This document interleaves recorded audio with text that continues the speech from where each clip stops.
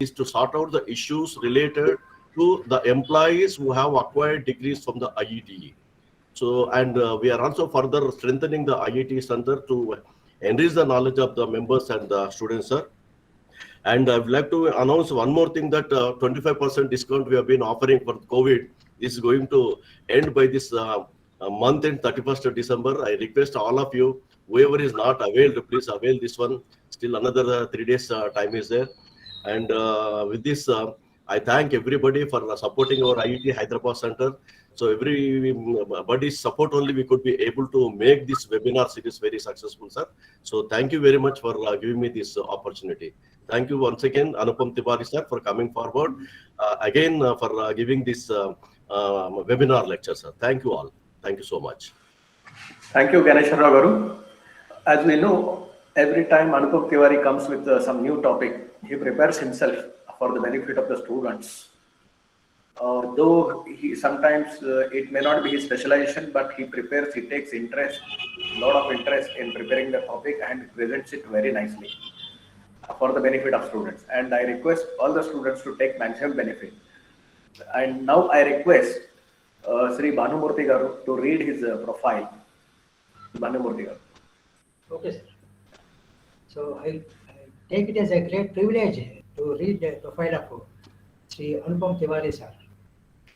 So he is graduated from Assam Engineering College in the year 1996 in electrical engineering with honors, and he is a topper of the class, and he is a certified licensed power engineer from Central Electrical Authority, Government of India, to operate, maintain thermal power plants and associated switchgear of 100 megawatts and above range. A green volunteer, IIEE New Delhi,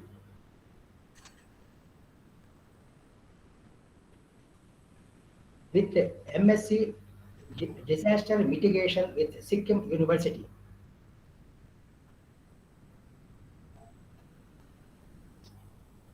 A green. He is also a fellow of IETE New Delhi with a degree from AMITE Electronics and Telecommunications in the year 2006. He had received MTech Modeling and Simulation in the year 2009 from Defense Institute of Advanced Technology, that is DU Pune. During MTech at DIAT DU, he was associated with the DRDO, points training, and taken classes for avionics for nearly 400 young scientists. Till date, he had published 31 papers on antenna, tactiles, applications and mobile communications, aviation maintenance management, safety issues in reputed journal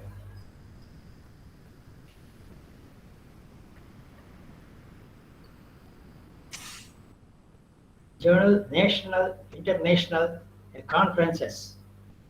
In the field of aeronautical engineering, he had received a PG diploma in aeronautical engineering in the year 1998 and has a vast 20 years of field and operational and maintenance. He was associated with Bell, that is Bharat Electronics Limited, Bangalore, with its mobile communication equipment installation, and with a Alcatel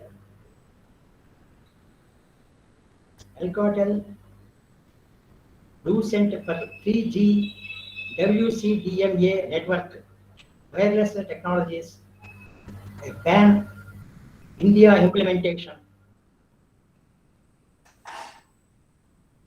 He was nominated twice for a Dr. Beren Roy Award. in the year 2014 under 2015 from ACSI for his efforts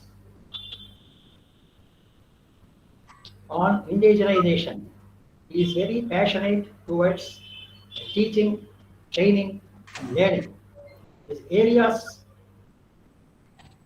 of interest are mathematical modeling and simulation, antenna, radar,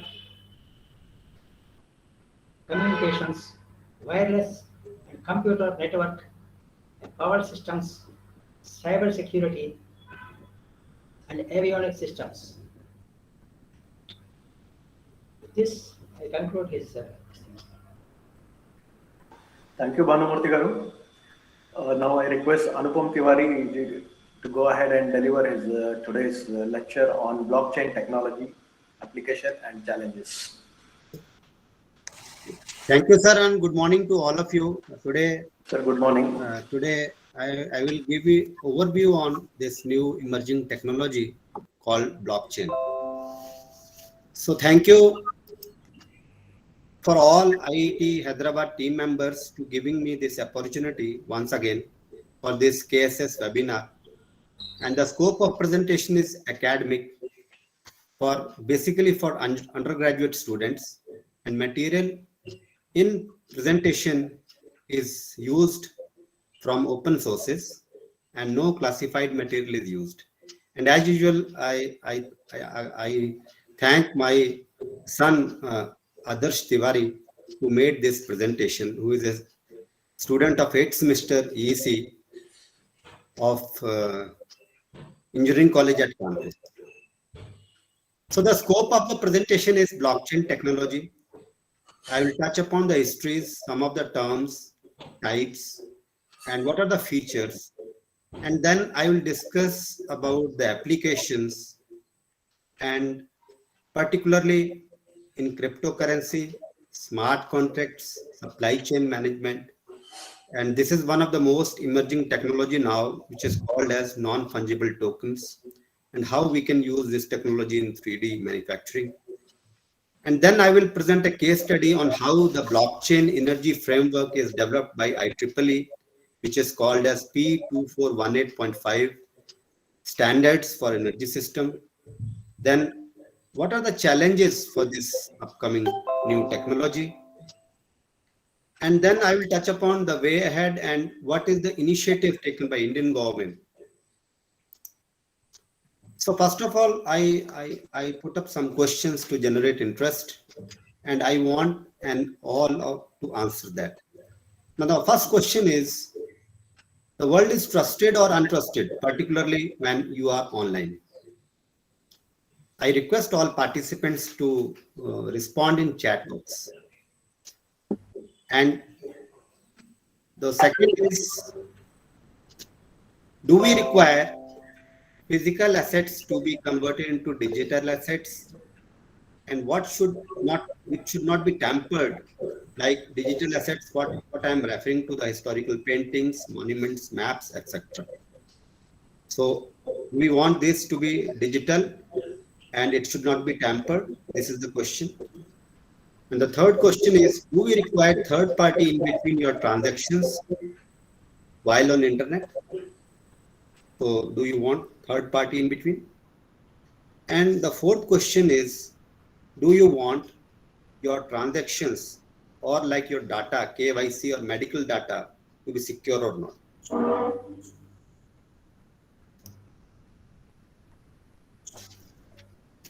So now I'll touch upon some brief aspects of blockchain history. So it started way back in 1990 with distributed computing, and then in 2009 the Bitcoin was invented by Japanese scientist named Satoshi Nakamoto. And then in 2011 to 12 this transaction of Bitcoin happened, and now if you see in 2014 another concept called smart contract introduced. And now presently this DApp is in application. So if we see again, 2008, Satoshi Nakamoto invented blockchain, Bitcoin. So Bitcoin was used in transactions in 2012. Then Ethereum was new invention in 2013. Then because of Ethereum, the smart contract concept came, which applied in gaming apps and many other applications. We will discuss it in. And now we are here, okay, where we are talking about the industry to adapt and some of the training what is happening now. Then blockchain as a service, which is given by most of the computer giants. NFT is a new term which is presently now. So we are in the blockchain 4.0, which is industry standard now presently. So if we summarize this history, so blockchain 1 is Bitcoin, blockchain 2 is smart contract, and blockchain 3 is dApp application. And now we are here, blockchain as a service, and many of the industries and infrastructure they are putting up for the application. Now, where are we? This is taken from internet. So if we see in next 30 years till 2030, so still India is very less as compared to China and US, but still, okay, Indian market is also growing and the applications are coming. So now these are the Bitcoins, okay. BTC was the first, then there are various versions. Ethereum, which is called as ETH as a short name. So these are the various cryptocurrency. And for general information, one Bitcoin, which is equivalent to 36,81,364. This is the cost of one Bitcoin. And one Ether, which is Ethereum, is costing 3,20,453. Now my question, why the Bitcoin is so costly, though the Ethereum is a new technology. So first of all, let us discuss some of the important terms, because without these terms, the lecture will not be understood by the first newcomers. So for sake of students and the newly knowing the technology blockchain, I will introduce the term blockchain. It is a peer-to-peer distributed, secure, immutable distributed ledger, which is used in untrusted environment. So internet is not trusted. So now if you want trust, so blockchain will give you the way. And who is a miner? So miner is an entity in a node which will verify the new block transaction, and by that you get rewards in cryptocurrency. So what is cryptocurrency? We have discussed Bitcoin, Ether, and this is the Indian proposed Lakshmi. And what are the hash algorithms? We know in computer parlance, SHA-256 hash algorithms. They are used for integrity of data. And what is decentralized network? It is a distributed network where all transactions and all nodes participate in peer-to-peer. And node miner is at node. And NFT is non-fungible token. So dApp is decentralized app. Now, presently we are using apps on smartphone. So if you use decentralized network, so that app is converted into dApps. Then what is wallet? Wallet is an account which holds the cryptocurrency. Just like we hold the currency in our wallet, so wallet holds cryptocurrency. Smart contract is nothing but a code which runs between peer-to-peer for transaction on Ethereum platform. And Solidity is a language which is a proprietary programming language for smart contract, which will work on Ethereum virtual machine.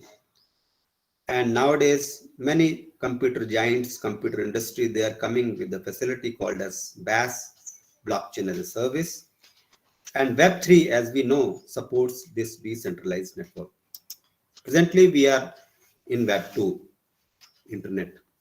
Now, what is gas? So this gas is different. It is a transaction charges. That means if you are doing some transaction on blockchain technology, so you have to spend some cryptocurrency like Bitcoin or Ethereum. So that charges depends upon the complexity what you solve.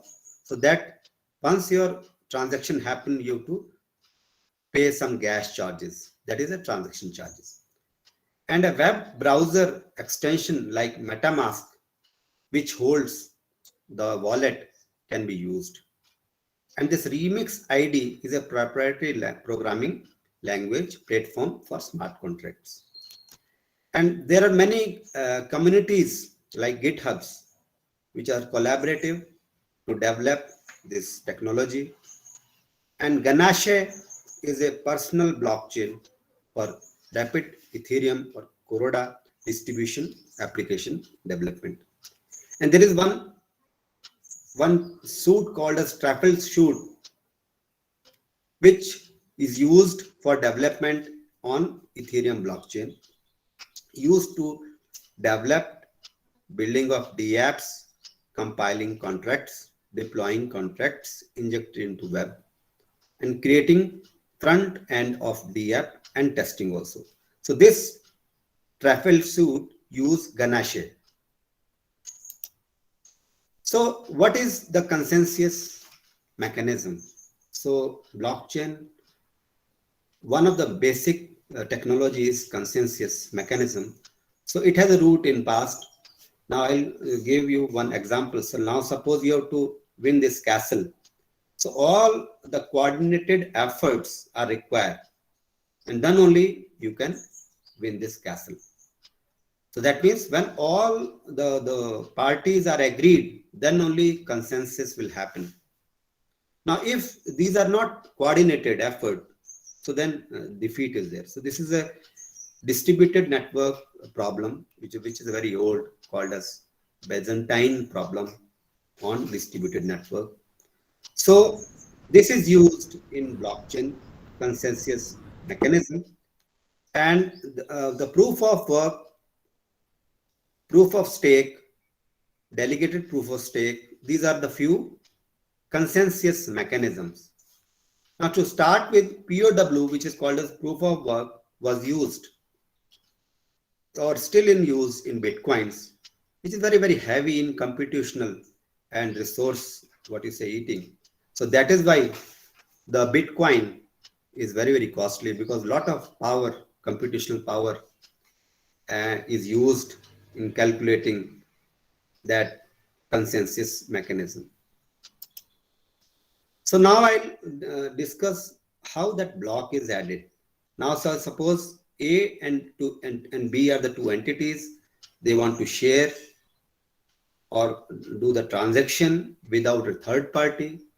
So what they will do, they will go to peer-to-peer network from their nodes, and then consensus mechanism is run as an algorithm. And now if that is agreed, then only this new block is added, else it will not. So once this block is added in the blockchain, this is the blockchain, it is permanent, unmutable, and if we incorporate secrecy or cryptography in that, so it will not be altered in future. So these are the three pillars of blockchain, that is why it is very, very famous nowadays. So now if we see the features, now it has a better security because of cryptography, increased capacity, because now the third party is not there. So the transaction will happen fast. It is immutable, which is very, very important. That means it has a time stamping. You cannot alter. Then it is a decentralized system. So this is also very important because in centralized system, they are prone for hacking. Somebody may go and tweak the data system inside the centralized system. But in decentralized system, it is impossible.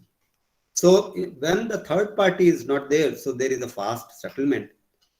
So these are the few, what you say, the features of blockchain. That is why this is an emerging technology and very famous. So now what are the types of blockchain? Now blockchains are divided into three types. One is public blockchain like Ethereum or Bitcoin. So that means anyone can join as a node and do the transaction. Now there are blockchain wherein permission is required. That is, this is permissionless and this is private is permission is required. So multi-chain is one of the example of private blockchain. And there is a mix called consortium wherein, okay, the examples are R3 and Croda. So they have both permission and permissionless. So these are the three main types of blockchain. So permissionless, permissioned, so and or consortium type has what you say advantages and disadvantages, which is flashed. So I request all to just read this. I'm giving some time also.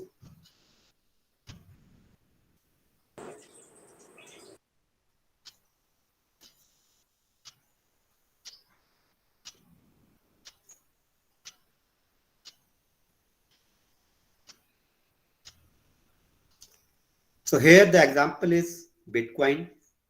Here the example, that means consortium where R3 is example. So each blockchain type has pros and cons. So whenever we are thinking what type of blockchain we have to deploy, we have to think which type we have to design. Now, what is cryptography? Because cryptography, just like consensus, cryptography is also very important pillars of blockchain technology.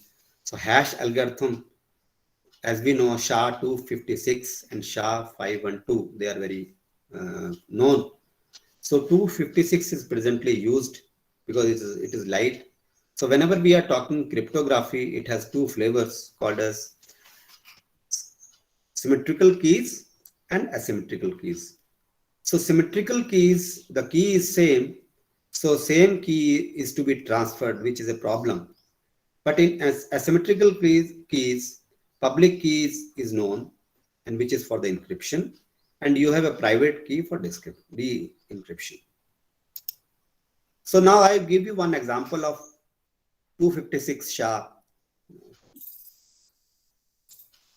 So what is the difference between two SHA? Okay, you see this is a SHA of this word Anupam, and this is also SHA of this word Anupam. So but still, okay, there is a lot of difference between SHA. Why? I want participants to answer in the chat box. So just see what is the difference, why this SHA value is different. Anyone can unmute also and say.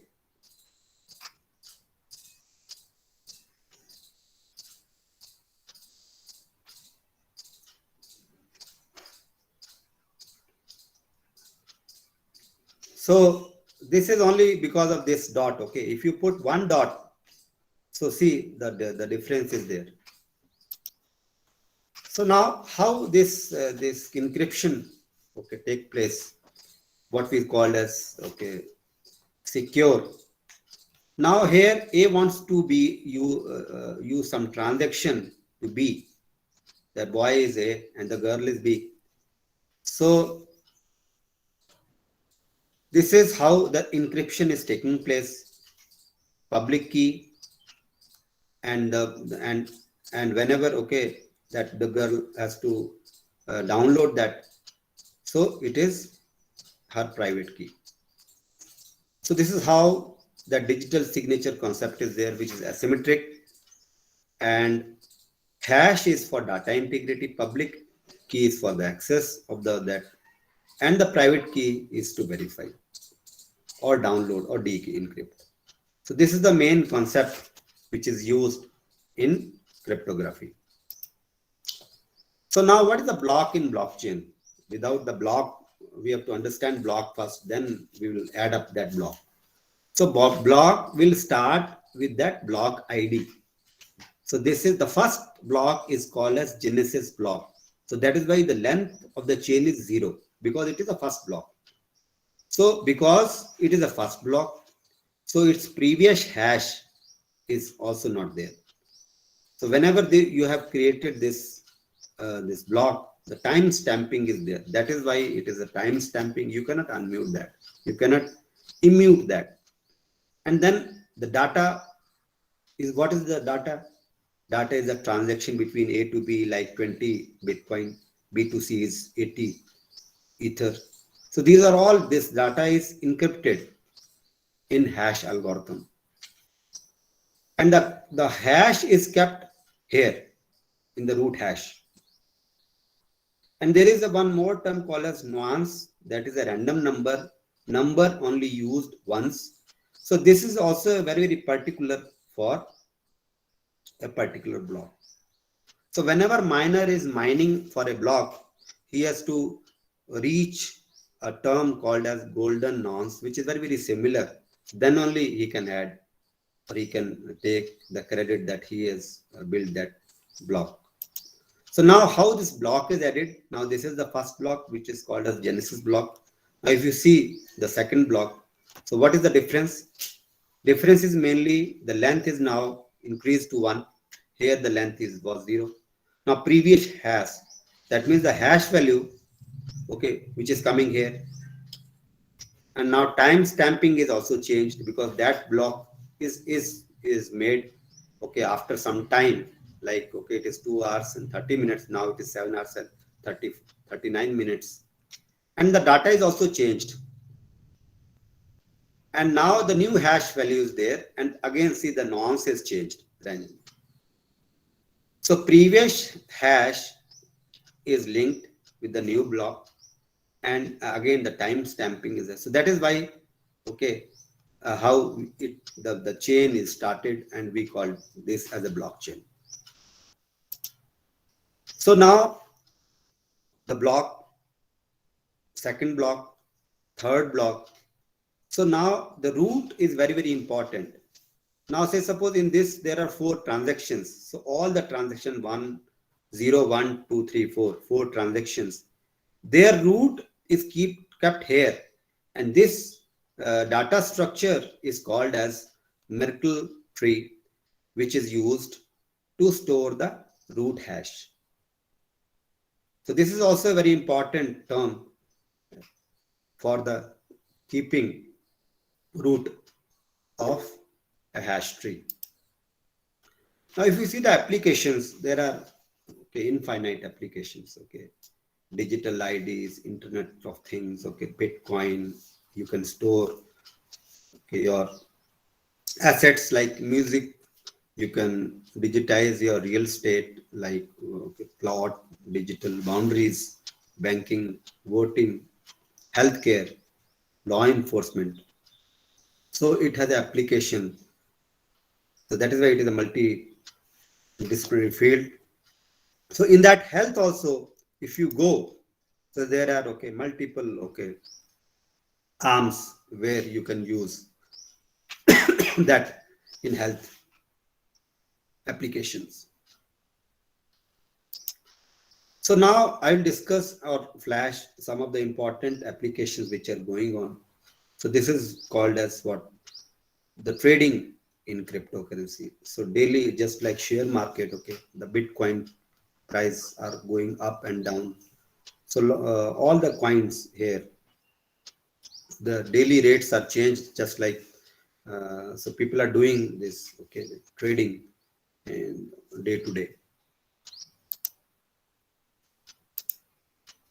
So now computer giants, they are coming up with a platform called as a blockchain as a service. And these are some of the percentage of the blockchain as a service which are used. Ethereum 52%, Hyperledger Fabric 50%, Kuroda 22%, and 18%. So all the major players in computer industry, they are setting up their huge infrastructure for blockchain as a service. Now this non-fungible token. Now first of all, what is fungible? What is non-fungible? Like dollar, okay, or Bitcoin. Bitcoin is fungible. Why?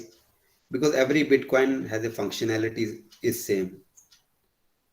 But now if that art which is distinct, and if you want to store it in a digital platform, so that is called as non-fungible token. So with this, all our, what you say, legacy, like monuments, like our important paintings, like our land records, if we do it digitized and stored, so they all called as non-fungible token, which cannot be altered. So this can be used for protection of IPs, which is very important. So IP rules and our IP norms, where people used to change the designs. So if we convert that original designs of equipment in NFT, so it cannot be changed. So now I'll give you one example. Like this is a real world, okay, painting. So now this is a real world unique painting. So if you convert this to a digital world, so now this is called as NFT. So now the day you convert that, so it is non-fungible. Now nobody can change the painting. So the originality, the IP rights will be secured. So now so there is a debate why coin and what is a token. So now presently with the blockchain 3 or blockchain 4, the tokens are coming up. So tokens are used for each and every aspects of blockchain. So tokens are used for arts, NFT tokens are used for rewards, and tokens are used for storing of your digital assets. So what is the difference between coin and token? So cryptocurrencies have their own blockchains, whereas crypto tokens are built on an existing blockchain. So this makes token more flexible. So that is why nowadays tokens are used. So what is the difference between app and DApp?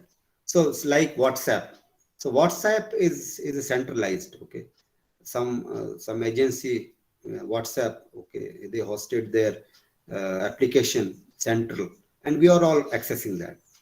But now with the DApps, in a distributed peer-to-peer, anyone can do the communication transaction. So that is why the DApps are very important, and it is a peer-to-peer communication. So presently, if you see some of the important DApps on Ethereum, so these are the DApps name, and most of them are used for exchange, gambling, gaming, and these are the, what you say, volume of people they are using this data I've taken from internet. So what I want to make a point here, that DApps are made on Ethereum platform, EVM, and they are used for transactions nowadays, for gaming, for rewards, for exchange, for market and all. So now I'll give one example how that blockchain can be used, or they are using in flight. So food supply chain management or inventory management. So if the distributor or product, producer or farmer, okay, and finally the consumer, okay. Now the item starts from farmer to a consumer. Now a lot of, okay, in between there are producer, distributor, okay. So always customer, okay, is in doubt whether there's some purity is there which is ensured, or whether some quality is there, quality check, or whether the distributor has maintained the temperature, or that storing facility is proper, and whether the grocer, he has maintained the proper temperature or environment for the product. So ultimately the sufferer is what? The consumer. So now everyone, okay, if everyone data is stored in blockchain, now the consumer can see the data integrity or the composition, and then before paying, if any of the parameters is not met, so he can refuse the uh, the product. So that is why this blockchain is very, very important for the end product, and for the integrity of what it is produced, what is distributed, and what the grocer have stored, and ultimately to the consumer. So supply chain management again, okay, now I will give you one of the examples, live examples, what is used by IBM in COVID-19 vaccine distribution. So they have, first of all, they have ensured the temperature stringent in the distribution. So which was very, very important for vaccination to be effective or not. So wherever, okay, that vaccine is going, so the data of temperature in between is very important. So that was stored in blockchain. And not only that, after that, if you want to do forensic, which node has not maintained, or audit, or do the quality checking, so definitely that data is not mutable. So anyone can do it in a nice way. So that is the live example of blockchain vaccination distribution, what IBM have proved during the COVID-19 vaccination distribution. Now another now upcoming is the 3D printing, because this is the printing from the designer directly what he want. Now presently what is happened, designer is designing the product and someone is producing the product. So now, but with this 3D technology, if a designer want to do the printing, so now he also want to IP protected. So definitely, say suppose at a place A, there is a facility of 3D printing, and I am sitting at B. Now, as a designer at a place B, I want to send my designs to place A. So I always want that it should not be tampered. Someone cannot steal my design. So what I will do, I will wrap my design in a blockchain and send to the peer-to-peer communication on distributed network at a facility at A. And now I am sure that my designs are not altered or not stolen by in between someone. So this is a very huge potential where the printing facility is not centralized. It may be at outside from India also. But I want to send my design and I want to make only one copy. I don't want the designer to make 10 copies. So in that I will say only print one copy. Okay. So that is the huge applications where blockchain can be used in 3D printing of parts, and 3D printing is now everywhere and anywhere. So what is smart contract? Smart contract is a code which runs on an Ethereum platform. So now say suppose Bob want to sell a house to John. Now what is happening presently? Okay, there is a one mediator in between. So we don't want mediator to mediocre, that middleman, and we want to only peer to peer. So Bob will write the contract here in a Solidity language code. So if John wants that full contract, okay, only then the transaction will happen. So he can pay in a Bitcoin or Ethereum. So now, what is the advantage in that? All the clauses here in the smart contract, if they are materialized, only then this code will run, and then payment will happen. And then it can be kept as what? A deed, which is illegal, which is what you say, immutable, and this is called as non-fungible token. So this is the application of smart contract.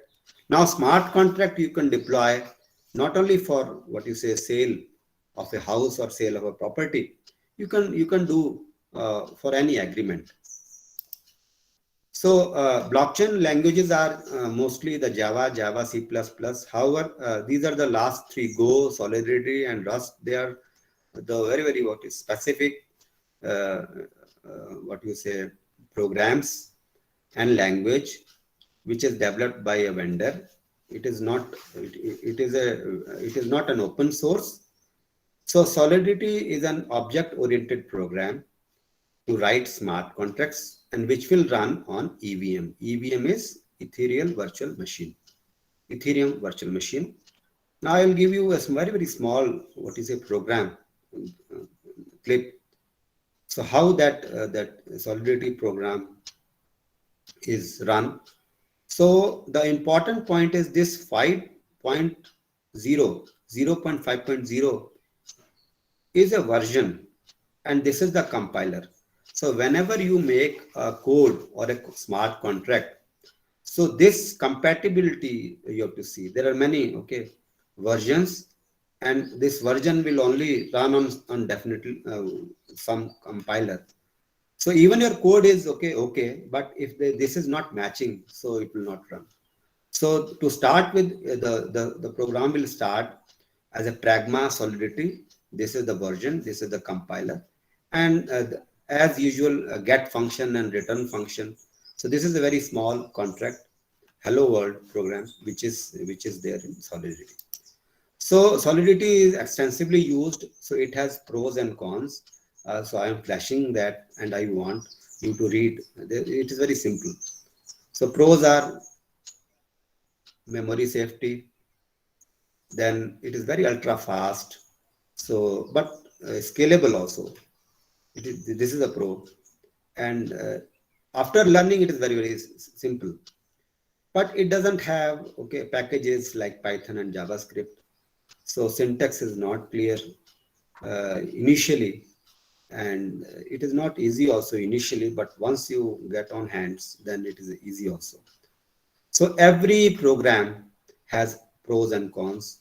So here I caution students to learn a program and see its pros and cons.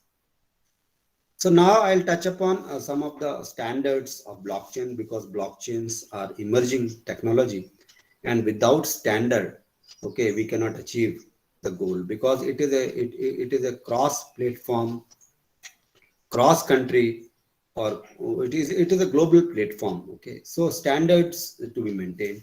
So now the first standards was started with the W3C, which was there to start a group called as Web Ledger Protocol.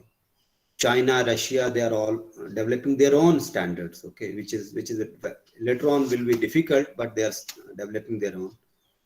And there some standard setup is done by UK also, and IEEE is a leading technical organization, professional. They are doing standards for IoT and blockchain. And ITU, which is also a standard professional organization, has set up FG, functional group on DLT, distributed ledger technology. And blockchain is for a transport alliance for the supply chain management. BITA is also a working group. And what India government is doing, India has released a draft on national strategy on blockchain in January 2021, which is available on Government of India MeitY web page. And here I urge all the new learners that they can download this document and read Indian perspective, Indian strategy. So the feedback was asked on that draft. It is over. However, if you feel that you can do some improvisation, it is always there. So now I will touch upon the case study and how this blockchain is what you say, technology is going inside the energy domain, and what are the standards of IEEE in that energy sector. So one of the example I'm taking. So the framework of IEEE is called as P241 8.5. It is a distributed ledger technology blockchain, and it has a cyber security stack also incorporated, because whenever we say energy is linked with security also. And then this is the agency called as Blockchain Transactive Energy. They have put up a roadmap, and they have also suggested some of the governing tags. So very short, I will flash what all activities they are doing, and in that you can see what is the potential and where we all can join. So now if you see the energy, it has a three distinct boundaries. One is the utility. Okay, this is unidirectional. So what the blockchain they formed, it is called as blockchain core. It is unidirectional. Okay, and there is one more entity called as here the distribution, the feeders, and blockchain prosumers. Okay, this is a new term which is customer as well as producer. So customer is here. So now customer can produce also. I'll show you how they can produce. And whenever the money is there, so what I have to pay, how much I have taken. So smart contracts is deployed here. So this blockchain feeder or edge and this customer or producer where metering take place. So this is bidirectional flow. Okay, if I'm producing energy as a customer, I will feed to the grid. Okay, here. So that is why it is a bidirectional. So now there is an open blockchain energy architecture, which is a framework, and it has a here operation, and here is retailer and consumer and prosumers. Okay, so solar energy. So I suppose if I mount solar panel, so I will consumer also, and once the energy is not required, I am producing also. So this is a new term when with the solar energy. So I'm at a particular time, I may be consumer, or if that consumption is not there, I am feeding that power to the grid. So smart grid concept. So now if you see the regulator is Government of India, like Central Electricity Authority, then the distributor, the power grid, the energy provider like NTPC, again the small distributor, state government, and then the customer. So these are the DApps, okay, which is there, and these are the APIs, okay, on DApp. So wherein you can run this open blockchain energy architect. So this is the framework in which the job is going on. So now this framework is still on and called as P2418.5. It has a distinct task forces. So the draft is also there. So the task forces is in cyber security domain, interoperability, how that all the three levels they interoperate each other, and the smart contract metering and all. So this we have already covered, that three distinct domain, how the interoperability will be done. So this is how that blockchain technology is used, and it is in process. And these are the high level, what you say, diagram for their framework. And this is how that security is inbuilt in power. This is very interesting how that computer cyber security is incorporated in the stack. So here the consensus layer is there. So this consensus layer, okay, is added in that cyber security layer in this framework. So this is how you can protect your power. So this is a roadmap. They have defined till 2022. They will finish these standards. So these are the milestones which with the time frame they have kept. So these are the governing tiers. First tier is utility. Second tier is the participation. Third is peer driven. Okay. So now I'll touch upon some of the challenges. So once we say technology, without discussing doing the SWOT analysis challenges, I think it is a one way. So now I will pose some questions which we have to answer if we want this technology to happen in a big way.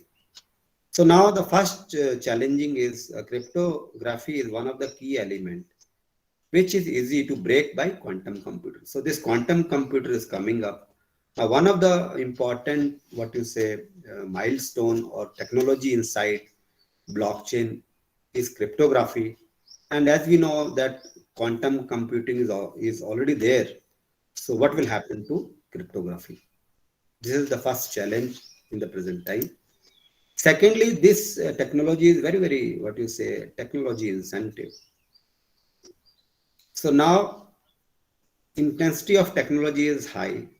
So once this intensity and tech savvy people can join, okay, not an issue, but how to make it easy for common people, that is very, very important, because till the time it is very, very user friendly, it will not happen.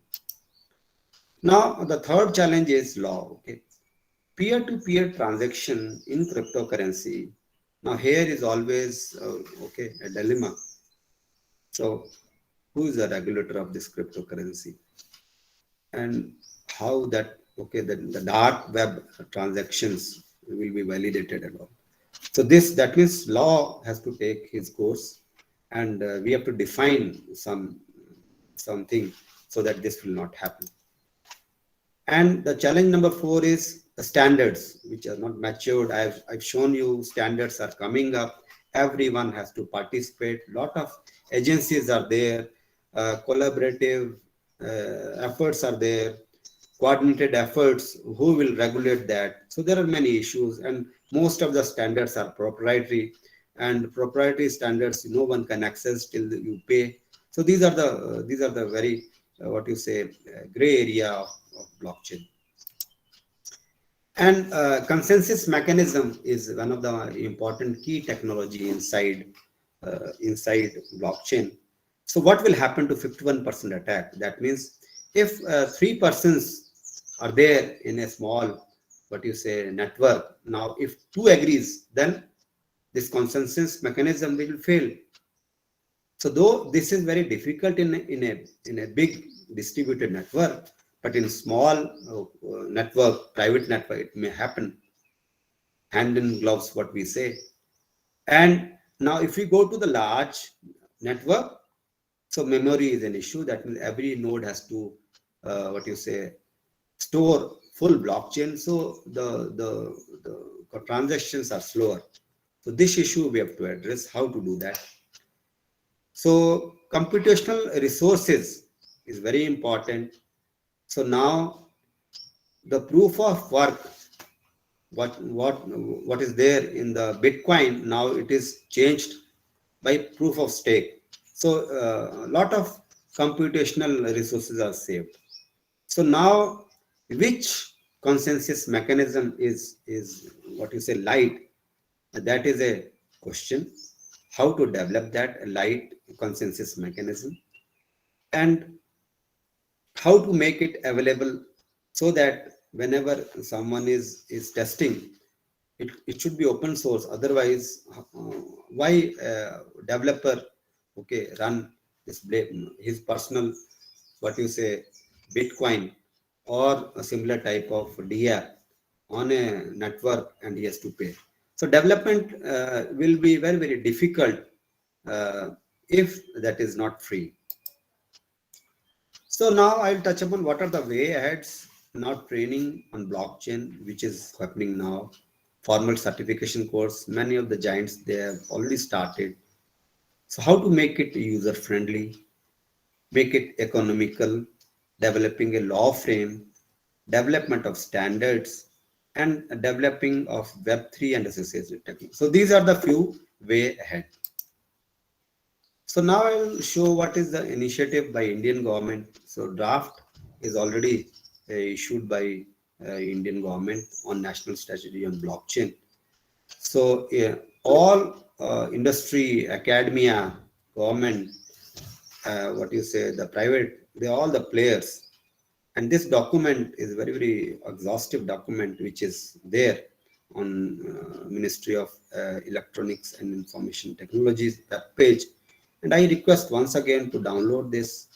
And if anything is there, okay, which you can suggest, you can still give feedback to Dr. B.K. Murthy. And this is the, what is the email address. So though the feedback date was over, however, still we can do that. So if you see major players in this Indian, what is a blockchain strategy, Niti Aayog and CDAC, they have a responsibility for teaching, training, okay. And startups, many startups are coming with the DApps application. State government, that means all the state government has to define and there are some bodies like Institution of Development, Research and Banking Technology and Society of Electronics, Transactions and Security. They're also a party to this. Industries, because they have to implement it. NIC has to host the server and National E-Governance Division. So if you see in a nutshell, many stakeholders are there for Indian blockchain initiative. So this is the cryptocurrency of what you say India, Lakshmi. So I hope in future in Diwali and all festivals we will purchase this cryptocurrency. Presently we are all purchasing the gold or silver coin, but in future definitely we will go with this cryptocurrency Lakshmi. So without this SWOT analysis of any technology, it will not serve the purpose. So if you see the strength of what you say blockchain, it is distributed, unmutable, secure, speed, transaction in untrusted internet environment. These are the strength. And what are the weakness? Issues of software, vendors, scalability, and very, very tech savvy, and storage is an issue. And what are the opportunities? I like we can store digital assets which is untampered. We can do history in digital format. The KYC, which we don't want anyone to access. Digital twins in technology, the cryptocurrency, forensics, very important. So these are the opportunity. And what are the threats? Threats, interoperability, quantum computing is a threat, law is a threat.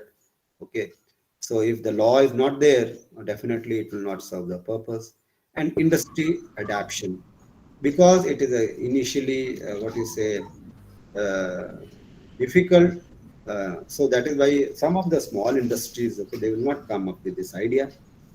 Sensitivity of data, nobody wants to share the data. So these are some of the threats. So now I see, if the students are there in this webinar, so where all they can work, they have 4 distinct, what you say, layers in which they can work. They can work on protocols, they can work on consensus mechanism, proof of work, proof of stake, proof of work is very, very computer intensive, memory intensive, and then how to make it optimize. There are many consensus mechanisms which are developed, and how the data is stored, regulatory, we have discussed, and their infinite potential in application, like they can develop smart contracts, tokens, B apps, and coins. So student can work in a, what you say, specific area or in combinations in this technology. So I have finished. Okay. So any questions? If Yeah. Thank you, Anupam Tiwari ji. You were excellent lecture. As usual, you have made the topic very simple. Earlier, your presentations were also like that. You have earlier presented on 3D printing, if I'm not wrong. That was also a new topic. You made it very, very simple. And today, this blockchain is a very new. For at least to me, it was very, very new. I learned many, many new terminologies, what it is, and all those things. I request the participants, if they are having any questions, they can put forward their questions. so, sir, as I said, I am also last 1 year I am learning this technology. I am also, as you said, not expert, but this technology has very okay plus and minus. So definitely, I introduce this with the simplicity to the students, and I am still learner of this technology, and I find till now it is very, very exciting. Okay, to use this in many applications. Sir, it is your greatness that you are coming forward with such topics and delivering the lectures by acquiring yourself first knowledge and then delivering to the students. It's your greatness. So now the session is open for question answers. Is My there any best question app would running be- in India? Yeah, can I ask a question? Yes, sir. Yes, sir. How this blockchain technology peer-to-peer we can connect from one command to the other command in a controlled environment in the military network? Sir, actually, as we discussed, there are three types. Okay. So three types means you can have on internet and you can private on intranet, as you have it in the DRDO and all the, what you say, military organization, they have their intranet. So they Yeah. can design and deploy, and then they can share the important, what you say, informations from one command to another. So that is a private blockchain, what we have discussed out of three. It is not a consortium type. It is a private, what you say, blockchain. We Which- want to keep the security in our own intranet, whatever you're telling, that is tri-services intranet we have interconnected across all the three service networks of the armed forces. We want to keep totally secured one-to-one communication, peer-to-peer. That way, can we adopt the technology and make it still more secured environment? That definitely, sir, we can. That network is called as DCN, Defense Communication Network Tri-Services, and we can do it in private. As we said, there are three versions. Okay, one is public, one is consortium, and one is private. So definitely, we can do that. Good. Thank you. I think Mr. Nitin Raj wants to ask something. Please go ahead, Nitin Raj. Nitin Raj, you have raised your hand. You can put forward the question.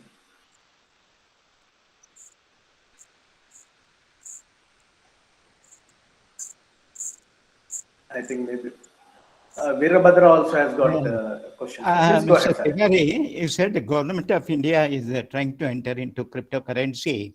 Lakshmi said, RBI will be entering or IT department will be entering into it? Sir, definitely RBI is a stakeholder. RBI is the main stakeholder. But So, as far as other things are concerned with the blockchain, there no is no, only DST or IT people should handle. But this Lakshmi currency, definitely RBI is a stakeholder, sir. There is no doubt in that. Thank you.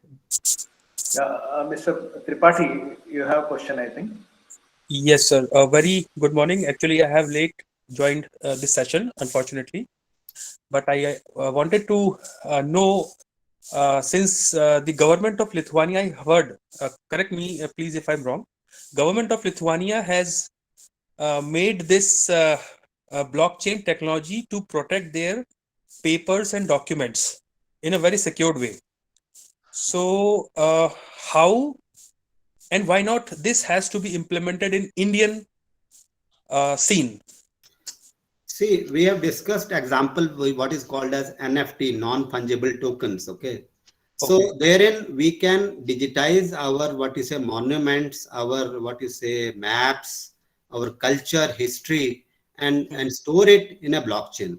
So that is the new technology what we can do. That is called as NFT, non-fungible tokens, which is in the process, and we can very well do it. Okay. Not only that, in that NFT you can store all the Taj Mahal and all the monuments and see how okay in 1990 it was there and how it is in 2020, what is the degradation, because that is a digital what you say asset which you can store by time also, in time sampling also. So that is why okay this is a new concept which is called as non-fungible tokens.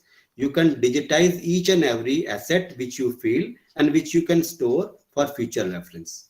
So we can also do that. Okay, it is not a problem. Sir, the very obvious question following this query is, you might have heard Elon Musk saying Bitcoin is going to be very, very energy taking. That means more computations probably be the reason of this energy, seeking. And they are asking people to go for Dogecoin and other cryptocurrencies. I'm just, I mean, So that please is correct me.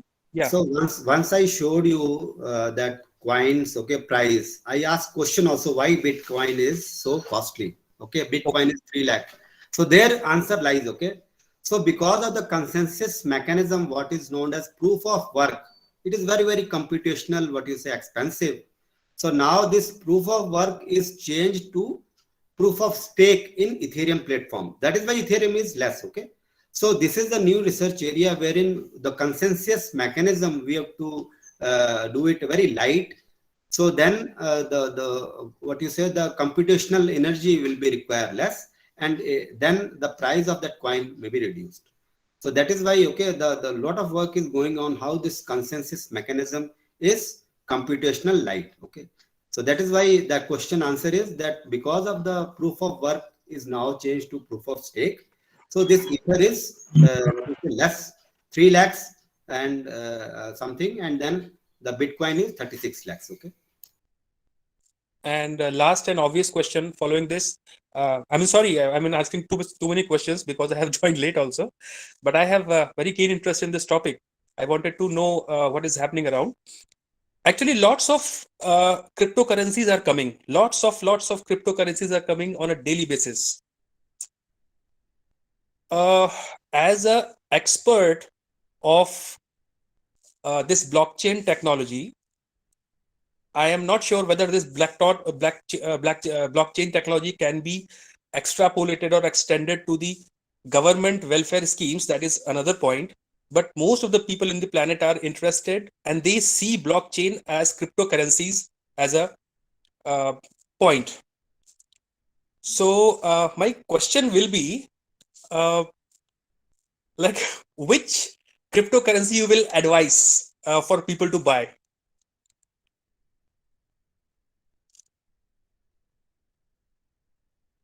I'm not what you say stockholder and all. Okay, that you can see the price and you can invest on that. Okay, my just answer is there are many versions of cryptocurrency, as you said, but now you have to see who is the developer of that. Okay, like Bitcoin is stable because it is invented first, then Ethereum. So Ethereum is you can purchase also Ethereum because Ethereum is a second choice. Okay, and which you can purchase also because it is a 3 lakh something. Okay, So don't go for a heavy, go for a lighter and which you can afford.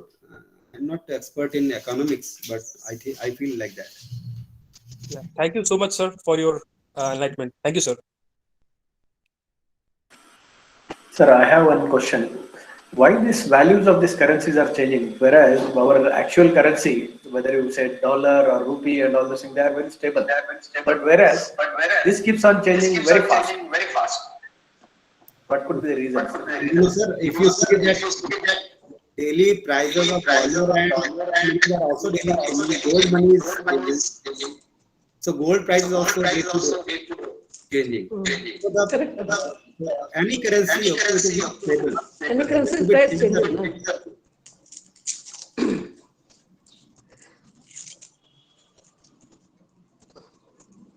Actually, what? Hello. Yeah, please go ahead.